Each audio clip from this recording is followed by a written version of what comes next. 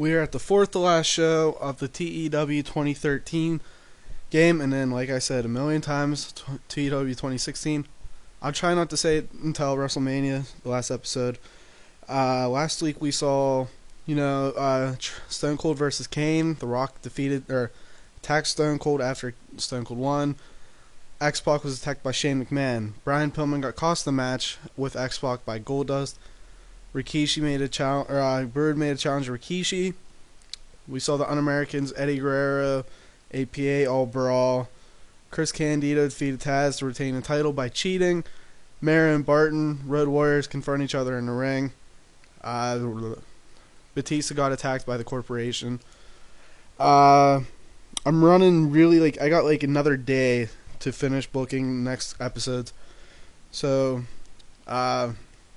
they're not going to be as in depth. I'm not going to be able to write any angles. I could, but I have a pack. I have a whole bunch of stuff to do, and I really want to finish this before I go back to school, so I don't have to talk like this, and it's just probably really annoying. So, like I said, forgive me if these angles aren't as in depth as they should be. Promise it will get better when we get to the new game. And I hope you guys enjoy tonight's episode. The show starts off with Stone Cold, The Rock, and Vince. They'd all talk. It would just be a whole bunch of trash talking, really. Stone Cold saying he's gonna be the champ. Rock saying he's gonna be the champ. Vince is like, yeah, Rock's gonna be the champ. Rock's a corporate champ. Stone Cold, you're nothing. Blah blah blah. Just nothing really that you wouldn't hear. We're gonna get into the famous stuff from this angle, so don't worry about it. That's will be one thing that I do make. Right after that, we get Rikishi Al Snow versus The Brood. The Brood picks up the win here in the handicap match. But after the match, we find... Oh, fuck. Ahmed Johnson ran down and attacked. I don't know what the hell happened. So here, Brian Pillman and Goldust. Brian Pillman, wants a match versus Goldust. He's like, I had enough of you. I want you out of my life. I'm done with you. Goldust is just really creepy. Really creepy. The mannerisms are just out of control. Very original. Goldust. Now he's getting cheered because Brian Pillman. He's getting after Pillman. So Brian Pillman versus Goldust next week. If Goldust wins, though, he gets a title shot at WrestleMania. Okay, here Taz calls out Chris Candido. Chris Candido doesn't accept, and so Taz says, "All right, fine. I'm gonna come find you." Here, see, here's the angle. What the hell? I done goofed, guys. Here, Ahmed Johnson runs out and makes a save from Al Snow and Rikishi. Pretty much, he is going to be the sixth man or third man for Rikishi's team. Here, Taz is backstage looking for Chris Candido. Just real quick. Here, X-Pac calls out Shane, challenges him to a match. Shane doesn't respond. X-Pac is leaving. X-Pac starts to get out of the ring. Shane comes out of the crowd. Cheap shots X-Pac, and Shane says, "You don't make the matches around here. I make the matches. Our match will be no DQ match at WrestleMania 15. So it's going to be X-Pac versus Shane.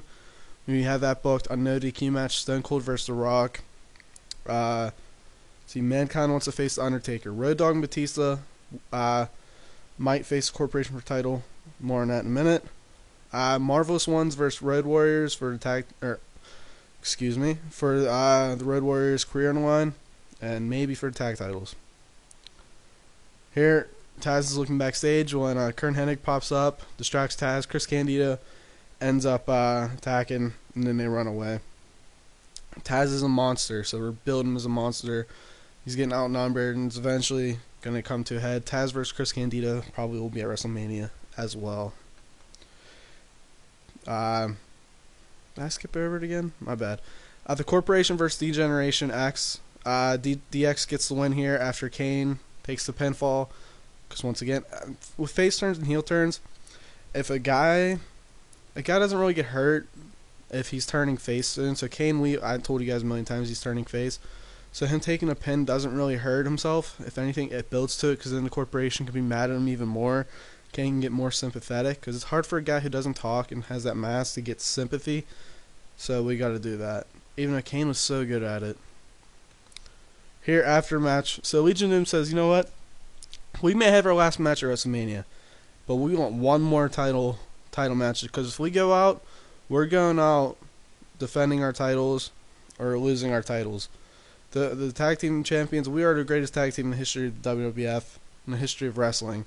So we demand a tag team match for the titles next week against the Corporation. It's gonna happen. See, it's like hard to have like a corporation as champions because why would they accept this match? That's like something that kind of annoys me, but you know, it makes sense. Legion of Doom, they deserve it, I guess. So it's gonna be LOD versus Corporation for their tag titles. Brian Pillman versus Goldust. Goldust wins. He gets the Intercontinental title match at WrestleMania. And I think there's another match I booked and I forget it. X-Pac versus Undertaker here ends when Undertaker wins by Tombstone. You know, Shane books X-Pac in the match after he beats him up. Cheap shots him. You know, 'cause Shane wants, you know, X-Pac to be weak as possible. So he books him against Undertaker as Kane and Umaga and Ken Shamrock are all in matches. So he puts him against Undertaker. And then after the match, Mankind runs out and makes the attack. I don't know why it's like that. It's Mankind attacks. Either way, Mankind attacks the Undertaker. Undertaker said Mankind's too weak. Mankind's out to prove that he's not. And Mankind once again comes at he has no mercy to get his not title match, to get his match. Not a 90 rating. Damn, I should have put the 6-man main event. I knew it. So next week, Brian Pillman versus Goldust. If Goldust wins IC title match, I think no, never mind. Legion of Doom versus the Corporation, tag titles. Kane versus Kane's gonna get punished now. I'm not booking next week right now. You guys will see it next week. It is 65-24. I still haven't looked at the streak yet. Kid Romero and Johnny Shermboli. Alright, we beat him again. 66-24. I think this is week 18. Should be getting pretty close to week 20. On the show, you can pause it if you want and look at it. Nothing of importance. Booker T and Jericho are teaming. That's interesting. But other than that, like I said a million times, I'm going to book the one angle that Stone Cold did that was classic. I think it's important to do, so I'll do that. How's Mankind get his match with Undertaker? We got that to look forward to. Only 2 more episodes of Raw, then we got WrestleMania. And I'm not going to say it again, but then we're going to take a break after WrestleMania 15. You guys won't take a break. Hopefully there'll be a new video up after